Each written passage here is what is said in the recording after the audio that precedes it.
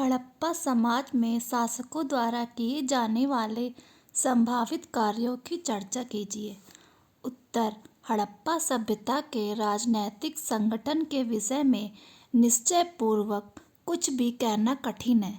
हमें ज्ञात नहीं है कि हड़प्पा के शासक कौन थे। संभव है वे राजा ही रहे होंगे या पुरोहित अथवा व्यापारी। कांस्यकालीन सभ्यताओं में आर्थिक, धार्मिक एवं प्रशासनिक इकाइयों में कोई स्पष्ट भेद नहीं था। एक ही व्यक्ति प्रधान पुरोहित भी हो सकता था, राजा भी हो सकता था और धनी व्यापारी भी। हंटर महोदय यहाँ के शासन का जनतंत्रात्मक शासन मानते हैं, किंतु पिकगॉट और व्हीलर के मतानुसार सुमेर एवं अक्कड़ के समान हड़प्पा में भी पुरोहित राजा शासन करते थे।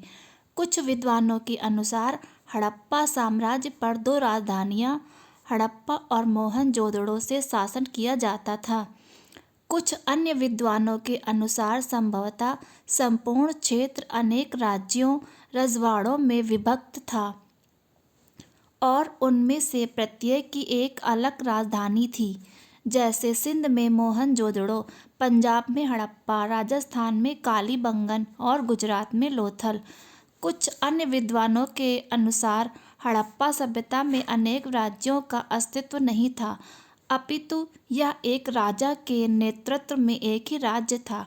हड़प्पा सभ्यता के शासन का स्वरूप चाहे जो भी रहा हो, इतना तो निश्चित है कि इस प्रशासन अत्यधिक कुशल एवं उत्तरदायी था। हड़प्पाई समाज में शासकों द्वारा अनेक महत्वपूर्ण कार्यों को किया जाता होगा। ऐसा प्रतीत होता है कि शासन राज्य में शांति व्यवस्था को बनाए रखने तथा आक्रमणकारियों से अपने राज्य की सुरक्षा के लिए उत्तरदायी होता था।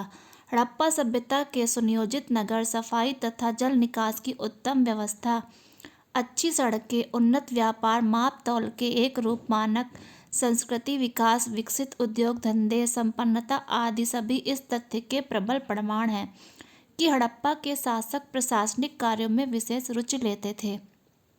संभवतः हड़प्पा के शहरों की योजना में भी राज्य का महत्वपूर्ण भाग रहा होगा। इतिहासकारों का विचार है कि प्राचीन विश्व में जहाँ जहाँ नियोजित वस्तुओं के प्रमाण मिलते हैं, वहाँ वहाँ इस बात का पता चलता है कि सड़कों की योजना का विकास धीरे धीरे नहीं हुआ, अपितु एक विशेष ऐतिहासिक समय में इसका निर्माण हुआ और अनेक विषयों में बस्ती को फिर से बसाने के कारण ऐसा किया गया। इतिहासकारों का विचार है कि हड़प्पा के शहरों की ईंटों का एक जैसा आकार या तो कड़े प्रशासनिक नियंत्रण के कारण था या इसलिए कि लोगों को व्यापक पैमाने पर ईंट बनाने के लिए नियुक्त किया गया हो। इसी प्रकार हड़प्पा के विभिन्न स्थानों पर एक ही प्रकार के तांबे, कांसे और मिट्टी के बर्तन मिलने से भी यही निष्कर्ष निकाला जा सकता है। इसी प्रकार यह भी अनुमान लगाया जा सकता है कि विभिन्न नगरों की योजना भी राज्य द्वारा बनाई गई होगी और विभिन्न स्थलों पर सड़कों और नालियों के निर्माण का कार्य भी राज्य ने किया होगा। उल्लेखनीय है कि हड़प्पा के शहरी केंद्रों की योजना का अध्ययन करने पर वहाँ की नागरिक व्यवस्थाओं की देखरेख और एक विशाल जल और निकास व्यवस्था का पता चलता है। निकास के लिए प्रत्येक गली में नाली बनी होती थी। गली में बनी या नाली पूरे शहर नियोजन का एक भाग थी।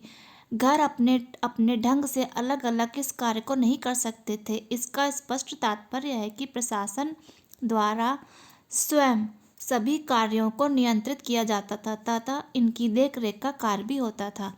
ऐसा लगता है कि शिल्प उत्पादन और वितरण का कार्य भी शासकों द्वारा नियंत्रित होता था। यही कारण था कि कुछ उद्योग विशेष रूप से कम वजन वाले कच्चे माल अथवा ईंधन के स्रोत के निकट स्थित होते थे और कुछ वहां स्थित थे जहां उनकी खपत सबसे अधिक थी।